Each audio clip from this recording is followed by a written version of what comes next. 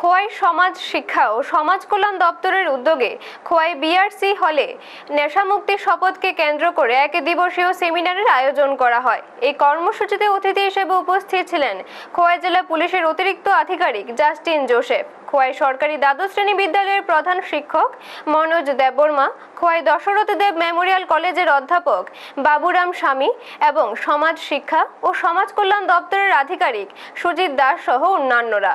অনুষ্ঠানে আলোচনা করতে গিয়ে সুজিত দাস বলেন, সমাজকে নেশার করাল গ্রাস থেকে মুক্ত করতে হবে, কারণ আজকের ছাত্রছাত্রীরাই আগামী দিনে দেশের ভবিষ্যৎ। ব্যুরো রিপোর্ট, নিউজ তৎকাল 24। বাংলা নিয়ে যারা পড়াশোনা করছে, যারা বাংলা জাতির সাবজেক্ট, তারা নিশ্চয়ই ভাব সম্প্রসারণ অবশ্যই করে থাকবে। উত্তম নিশ্চিন্তে চলে অধমের সাথে, তিনি মধ্যম যিনি চলেন তফাতে। কথাটার মানে কি?